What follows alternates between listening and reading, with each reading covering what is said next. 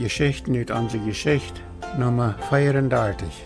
Ditmal nach Meier davon, wo 1996, 97 aus dort 75-jährige Jubiläumsfest gefeiert worden soll, reitgemerkt wird ob die Mennoniten ihre sogenannte Landkarte an der Cuauhtémoc umgehend noch einmal weiter alle Veränderungen anzuteichnen.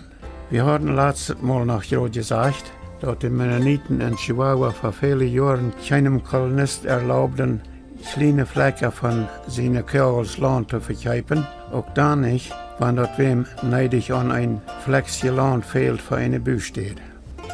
Aber von den 1980er Jahren an wird dort auf die mennonitischen Siedlungen an der Cuauhtémoc umgehend unbedingt erforderlich, dass kleine Flecken Land für Büsteeden gekauft werden können. Dann die Fabriken in de Darpa, und besonders am Hochweg von Cuauhtémoc nach Rubio, und ein bisschen lauter auch an andere Wege, brauchten immer noch mehr Arbeiter. Und diese junge, sogenannte Arbeiterfamilien mussten auch wohl ein Wohnhaus haben können. Und dadurch wurden einerseits viele Darpa bedienend geraten. Immer mehr älteren Leuten ihre Kinder auf dem Eng von ihrem Kegel an der Linie so viel Land für eine Büsteed. Und andererseits sind dadurch auch viele neue Darpertjes am Hochweg angelegt worden, auf sogenannte Darpskegels. Das heißt, Darper mit bloß Büsteeden ohne Land.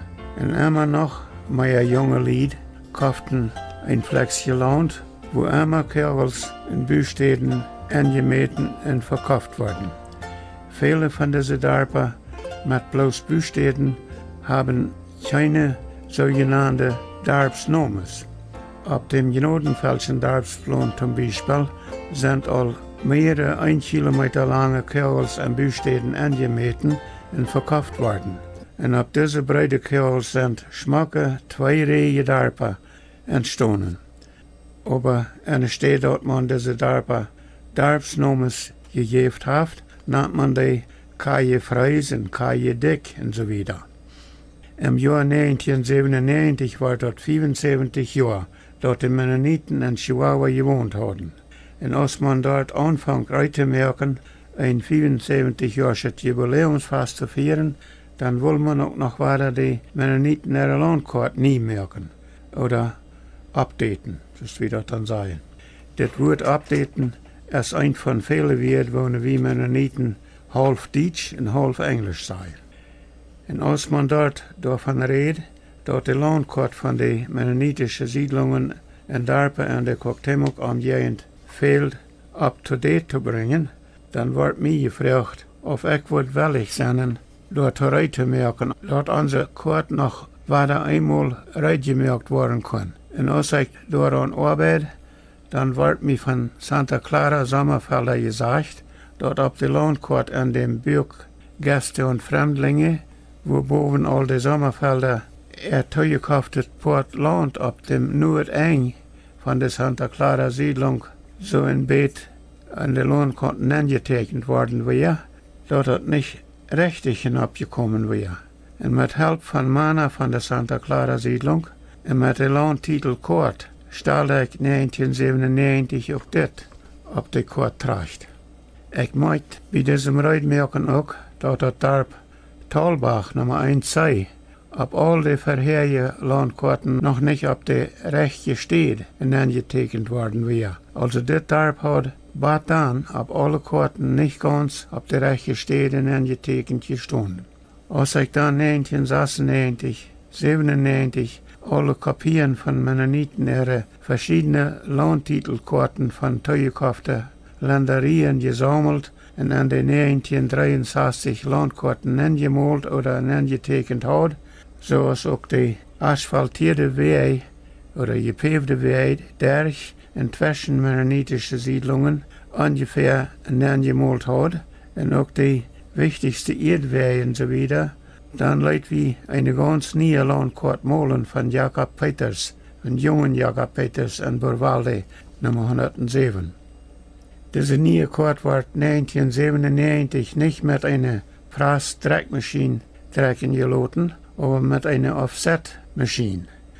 Und dann wird diese neue Karte für beides gebraucht. Für uns geschichtliches Bilderbuch, 75 Jahre Mennoniten in Mexiko und auch für die 1998 Wohnkalenders mit dieser Lohnkort auf der hintersten Seite vom Kalender.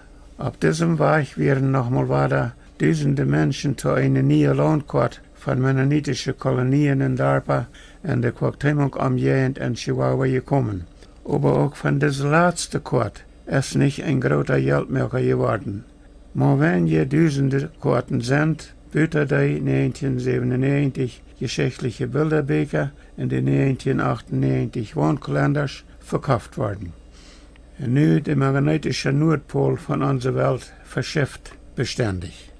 Nu noch was davon, dass der magnetische Nordpol von unserer Welt beständig verschifft. Dass das passiert, das weten die Gelehrten al meist 200 Jahre. Und nu auch noch was davon, dass das Darp Kleefeld, Nummer 1a auf der Manitoba-Kolonie bei San Antonio de los Arenales in Chihuahua, Mexiko, mal nicht kriegt so angelegt worden ist, als all die anderen Linien auf die mennonitischen Siedlungen in Darpa sind. Dass das Wirklichkeit ist, dass unsere Welt ihr magnetischer Nordpol beständig verschifft, dort lehrte ich all 1949 von unserem Landmeter Heinrich Martens von Nienburg, als wir beide top daran arbeiten, alles recht zu kriegen für eine neue, zeitgemäße Landkarte. Als wir beide ganz boven auf dem Boy, osten von Einlage Nummer 11, kriegt ihr in die Nienburgische Dwergaslinie wären, dann weiß und erklärt jemanden mir dort, dass der magnetische Nordpol 1921 11 Grad anders gewesen hat als der geografische Nordpol. Jemanden hat eine Kopie von den Mennoniten ihrer Manitoba-Kolonie Landtitelkarte mit und weiß mir daarboven, dass die mexikanischen Ingenieure dort so betekend hatten, dass der magnetische Nordpol 1921 kriegt 11 Grad anders gewesen hat als der geografische Nordpol. Und dann weiß er mir dort bei seinem Apparat, dass der magnetische Nordpol sich bei 1949 so weit verschoben hat, dass er nu al 11,75 Grad anders weiß als der geografische Nordpol. Wenn so im Allgemeinen von unserer Welt ihrem Nordpol geredet wird, dann meint man meistens den geografischen Nordpol. Und meistens sind auch auf Weltkugellandkarten alle Linien so angetekend, dass der Krieg nur den geografischen Nordpol Linien. Im anderen Wort, weil der magnetische Nordpol beständig verschifft, recht man sich beim Weltkugelkarten merken, nur dem sogenannten geografischen Nordpol und nicht nur dem magnetischen. Und dort der magnetische Nordpol beständig verschifft, das haben Gelehrte oder Scientists allmeist 200 Jahre bewiesen gekonnt. Wer mal mehr davon weiten will, dass sich der magnetische Nordpol beständig verschifft, der kann viel davon am Internet finden. Und die Süd-Nord-Linies auf die mennonitischen Manitoba und Swift-Current-Siedlungen in Chihuahua sind 1921 von mexikanischen Ingenieure auch nur dem geografischen Nordpol anwesend getroffen worden. Und ab diesem 1921 Landtitelplan haben die mexikanischen Ingenieure oder Ingenieurs ein Landmeter klar angemerkt, dass der magnetische Nordpol kriegt 11 Grad anders weiß als der geografische Nordpol. Ich sag mir das im Februar 2007 noch einmal weiter bei dem von der Manitoba-Kolonie Landmeter Thiessen in Steinbach 3 bei. Und auf die originale 1921 Landkarte, wo ein mexikanische Ingenieure damals so gemerkt haben, daarboven steht dort wirklich so angemerkt. Der magnetische Nordpol wiest, kriegt 11 Grad anders als der geografische.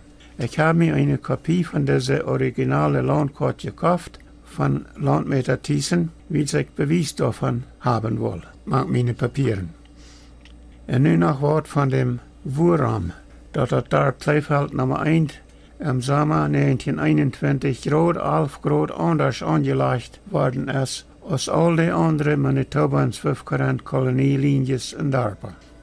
Als Landmeter Heinrich Martens Ons Vater en ik 1949 beim Lohnkorten tekenen en unserem Drecker geschafft davon reden, dat de magnetische Noordpool 1921 krijgt 11 Grad anders gewesen had als de zogenaamde geografische Noordpool, dan wären da einmal ook nog andere oompjes bij ons.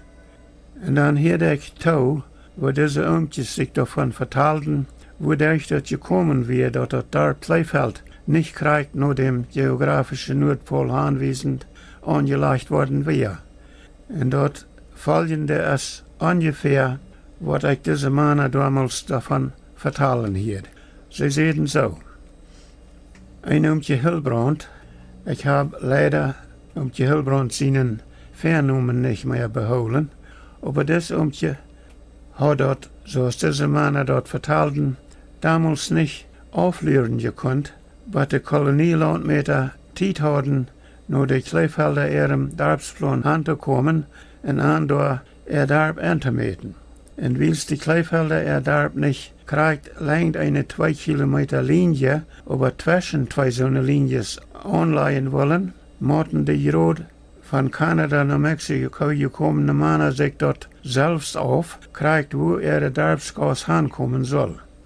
En dan, tom ihre Linie trekken, über ihren ganzen Darbslandplan, richten sie sich dabei nur Oomtje Hilbrand seinem Kompass. Sie stellten etliche Flaggen ab, längs ihrem Darbsplan, vom Süden um Norden, und dann nahm Oomtje Hilbrand seinen Traktor in seinen einschweien Ploeg, zat sich auf den Traktor hinab und tekende Linie über ihren Darbsplan an. Er fuhr also natürlicherweise krijgt dahin ab toe, wo sein Kompass sieht, wo die magnetische Nordpol wäre. Er weiß scheinbar gar nicht, dass alle Linien über ihrem neuen Siedlungsland nur dem geografischen Norden anliegend angemeten wir und fuhr einfach kreigt nur seinem Kompass, wo er nur dem magnetischen Nordpol anweist. Aber mit dieser Ploeg wird die Kleefelder ihre Gas nu angetekend und an diese Gas worden de Buursteden van dem Darp Kleefeld, van Oomtje Hilbrand en de andere Kleeveldse aansiedler zelfs aangemeten en aangelegd. En ook al ihre Kegels worden damals door nog aangemeten. Dit is wo wij in dat Darp Kleefeld op de Manitoba-kolonie bij Cuauhtémoc 11 Grad anders vom Süden um Norden aan aangelegd worden is als alle andere Darpen.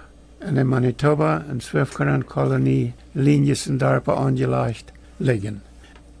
En wils dit darp al zo linien deed als dat deed, is dat darp Kroonskaart meest 20 jaar later ook al zo aangelegd worden, zodat de gassen wenigstens nicht noch eine Ort flaket Spoor merken zullen. Landmeter Thiessen seht mij, zij, de landmeter mochten dort immer weiter beim Landerien aanmeten en deze gegend, dat de Kleefeld en Kroonskaart ihre gassen een beetje anders lagen als alle andere Linies op de ganze Siedlung.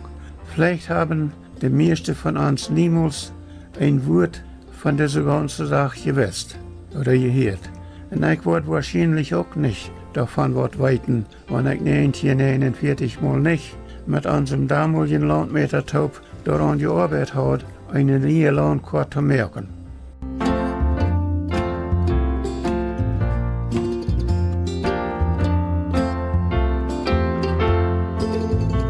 Ob die mennonitischen Siedlungen an der Cuauhtémoc umgehend sind seit 1997 besonders am Hochweg von Cuauhtémoc nach Rubio all viele kleine Darpen angelegt worden. Ab immer noch mehr Darbsplans wurden ganze Kegels für Buursteden angemeten und verkauft. Nach wenigen Jahren wurden so eine Darpen aus zum Beispiel Genodenfeld, Genodentol, Blumenurt und andere Darpen nicht mehr Darpen sind, aber Städte. In dem Darp Blumenurt, wo ich ab was, da waren damals 33 Buursteden, als ich da ab was, 30 sogenannte Bürgers und 3 Anwohner. Von der sind auf dem Blumenurtschen Darbsplan all weit über 200 Buursteden. Und so bosig, als auf dem Blumenurt Darbsplan nicht mal immer noch mehr Wohnbüstäden, aber auch große Fabrikbüstäden angemeten, verkauft und bebüht worden. Dann sind da boven noch wenige Jahren gut möglich noch einmal so viel Büstäden. Ja, die meisten von den alten Dörfern, die bei dem Hochweg sind all so viel grader geworden, dass es vielleicht Zeit ist, dass die Mennoniten ihre Landkarte weiter soll nie gemerkt worden. Aber so als viele Dorpsweidländer und Dorpskervels über die letzten 10 Jahren in Büstäden vermieten und neue Dörfer angelegt worden sind, nu wird die Karte wohl nicht mehr leicht auf einem Blatt zu merken können. Wenigstens nicht, weil man da oben alles so leicht rechtfinden kann. Und nu, dass alle mennonitische Büstäden in den Dörfern auch nummeriert worden sind, nu soll man vielleicht mal ein Landkarte merken. Und wohnt jeder Dorf separat auf einer Seite stund mit all den nummerierten Büstäden in angetekent und so weiter. Dort wird Menschen wenigstens leicht rechtfinden helfen, wenn sie an die grater Dörfer nur bestimmte Menschen ihre Büstäden siegten. In so einer Dörfer als zum Beispiel Gnadental, Gnadenfeld, Blumenort, Neustadt und andere Dörfer mit all ihre extra Gassen. Dann als wir dort abwassen, dann wäre das noch so. Wenn dann mal wer früher, wo eine bestimmte Familie wohnt, dann kann man dort all noch leicht irgendwo betegnen, wo wer wohnt. Aber so sehr, als viele Dörfer verheiratet worden sind, nu ist das gar nicht mehr so leicht zu betegnen. Ein Mann von Kanada hat mal erst in Durango mang die Mennoniten spaziert, und dann kam er auch noch nach Chihuahua und spaziert da auch mang anzuram. Und das Mann fängt dort spaßig, wo wie Mennoniten in Mexiko dort betekenden, wo wer wohnt. Er sieht zum Beispiel, als ich in Durango bei einem Bauer ab seinem Hafen abfuhr und früh auf mir sagen kann, wo meine Tante hier wohnt, auf der Kolonie. Ich hatte ihm gesagt, noch wem ich sagt, und dann sagt er ganz einfach so: Jo, die Tante wohnt dort 3 Kriesel rum. Und dort kam ihm spaßig für, so eine Begegnung. Nu noch einmal Wort davon, dass die Oldkolonie Mennoniten von Manitoba 1921 in Chihuahua viel mehr Siedlungsland gekauft haben, als sie dort anfänglich brauchen wurden. Wir hatten einmal davon geredet, dass die Mennoniten von Manitoba in Chihuahua 1921 viel mehr Siedlungsland gekauft haben, als sie dann gerade für die Hand besiedeln und aus Ackersland brauchen wurden. Hier wollen wir nun noch mehr davon sagen. Wir wollen davon was sagen, wozu die Kolonisten ihre viele Dutzende Acker Grasland dort tiefwillig brauchten, wenn sie die vor vielen Jahren noch nicht aus Ackersland brauchten und auch nicht besiedelten. Wir hatten einmal was davon gesagt, dass Sieden von Talbach oder auch Sieden von der Isarbohn, so es dort genannt wird, jeder Jahr große Fläche Gras verpacht worden zum Heimmerken. Aber wir hatten noch nicht viel davon geredet, was die Kolonisten in den Anfangsjahren mit den großen Flächen von ihrem leerliegenden Weesland getan haben. Und davon wollen wir auch noch was sagen. Aber für das Mal müssen wir hier weiter aufbrechen. Nächstes Mal vertellen wir was davon, wozu die Kolonisten ihr fehlet Weesland an dem großen Bustillo-Stall bei San Antonio de los Arenales in Chihuahua in den ersten Jahren haben versucht zu brauchen. Bis nächstes Mal. Ich bin George Rumpel.